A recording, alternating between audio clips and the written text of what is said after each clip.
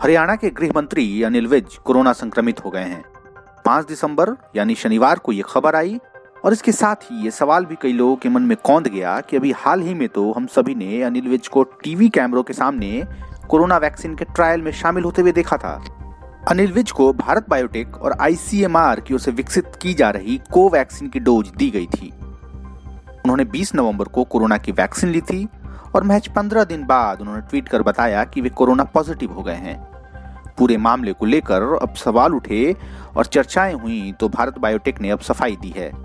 Bharat biotech ने आखिर क्या कहा है इस बारे में हम आपको आगे बताएंगे, लेकिन अगर अब तक आपने हमारे चैनल को सब्सक्राइब नहीं किया है तो जरूर कर लें। इससे आपके पास रोचक जानकारी और देश दुनिया की तमाम बड़ी अपडेट पहुंचती रहेगी। साथ ही अगर आप इस वीडियो को फेसबुक पर देख रहे हैं तो हमारे पेज को लाइक जरूर करें।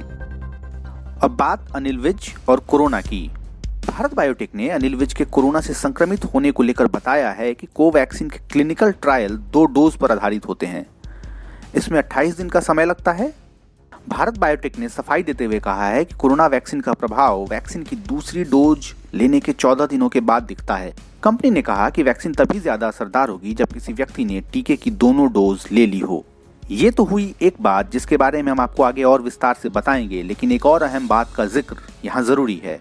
दरअसल बायोटेक वैक्सीन के ट्रायल के principal investigator doctor Sanjay Roy ने वैक्सीन से संबंधित एक बड़ी महत्वपूर्ण जानकारी दी है।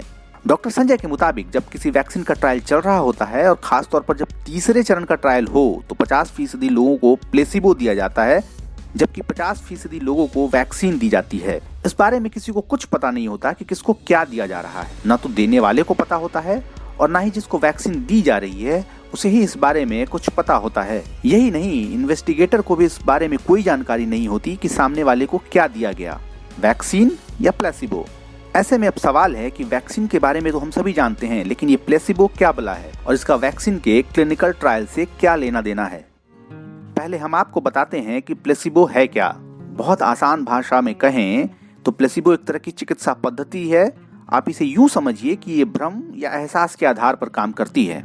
दरअसल इसमें किसी शख्स को कोई दवा जैसी दिखने वाली चीज, मसलन टैबलेट या फिर इंजेक्शन भी दी जाती है, लेकिन इसमें कोई दवा नहीं होती।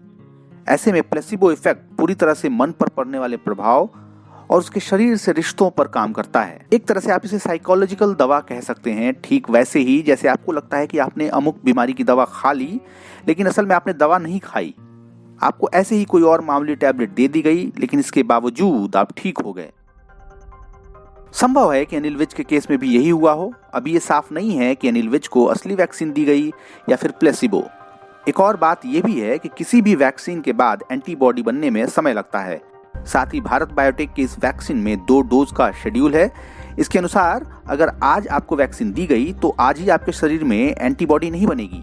2 डोज मिलने के बाद ही आप कोरोना से सुरक्षित होंगे। अनिल विज ने भी बताया है कि डॉक्टरों ने पहले ही बता दिया था कि भारत बायोटेक और ICMR की ओर से डेवलप ये टीका दूसरा डोज लेने के 14 दिन बाद से काम करना शुरू करता है। कोरोना का दूसरा डोज पहले डोज के 28 दिन बाद दिया जाता है और फिर 14 दिन के बाद शरीर में एंटीबॉडीज डेवलप होते हैं।